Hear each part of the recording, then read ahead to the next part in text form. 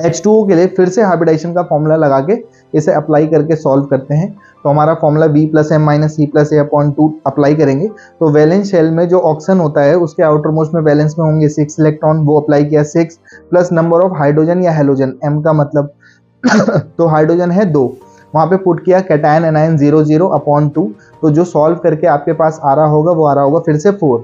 तो जब 4 आया H2O के केस में, तो H2 में 4 आने की वजह से क्या होगा, फिर से 4 उंगलियां उठाएंगे S, P1, P2, P3। sp3 होता है तो ज्योमेट्री कैसी होती है, VBT हाइब्रिडाइजेशन से टेट्राहेड्रल ज्योमेट्री होती है। तो फिर से H2O की ज्योमेट्री टेट्राहेड्रल होनी चाहिए थी, बट 2 जगह मुझे H लगाने हैं और 2 जगह अंडरस्टूड है कि मुझे यहाँ पे मोटू या लोन पेयर रखने पड़ेंगे। तो जब इवन नंबर आता है तो लोन पेयर को ऊपर नीचे रखते हैं एक्सिस में, ऐसे समझ लो। वैसे तो ये एक्सिस नहीं है, पर एक्सिस में लोन पेयर को अप्लाई किया जाता है और 2 जगह पे हम क्या रख देंगे, यहाँ पर H रख देंगे। और जिसकी वजह से क्या होगा कि यहाँ पर 2 बॉन्ड पेयर इलेक्ट्रॉन पतलू हैं और 2 लोन पेयर इलेक्ट्रॉन यानी कि मोटू हैं। तो जब भी एक भी मॉलिक्यूल, किसी भी मॉलिक्यूल में एक भी मोटू प्रेजेंट होगा यानी कि लोन पेयर होगा, वो ज्योमेट्री की धज्जियां उड़ा देंगे। यहाँ तो 2 मोटू हैं, तो ज्योमेट्री की और डिस्टॉर्ट कर देंगे ज्योमेट्री को।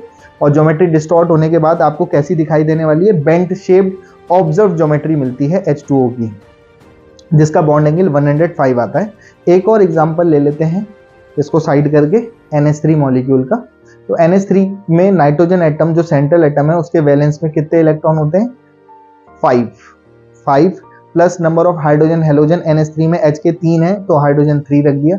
फिर कैटायन एनायन 0/2। तो इसे सॉल्व करके जो फिर से नंबर आया 4, फिर से हाइब्रिडाइज 4 उंगलियां उठाएंगे S, P1, P2, P3। sp3 hybridisation है तो ज्योमेट्री कैसी हो जाएगी, फिर से टेट्राहेड्रल हो जाएगी। तो हम टेट्राहेड्रल ज्योमेट्री बना देंगे। अमोनिया की आपको दिखाई दे रही होगी, 3 जगह H है और 1 जगह यहाँ पर लोन पेयर लगाएंगे, क्योंकि इवन आया था तो लोन पेयर को ऊपर नीचे एक्सिस में रखते हैं। तो एक लोन पेयर ही आया क्योंकि 3 जगह तो हमने H अप्लाई कर दिया, तो 1 जगह मोटू है। फिर से मोटू प्रेजेंट है, बाकी बॉन्ड पेयर इलेक्ट्रॉन प्रेजेंट है, पतलू प्रेजेंट है। तो एक भी मोटू होगा तो VSEPR कहता है ज्योमेट्री की धज्जियां उड़ जाएगी। नई ज्योमेट्री कैसी बनेगी, ऑब्जर्व एक्सपेक्ट किया था फॉर्मूले से कि टेट्राहेड्रल बनेगा, लेकिन लोन पेयर को छुपा देंगे तो हमें कैसा दिखाई दे रहा है, पिरामिड जैसा।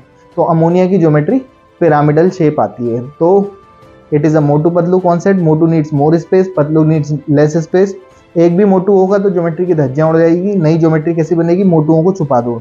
तो छुपाने के बाद जो ज्योमेट्री बनती है वही एक्सपेक्टेड ज्योमेट्री होती है। VSEPR थ्योरी इसी ढंग से अप्लाई करते हैं और आगे एग्जाम्पल्स में सीखेंगे। Follow for more.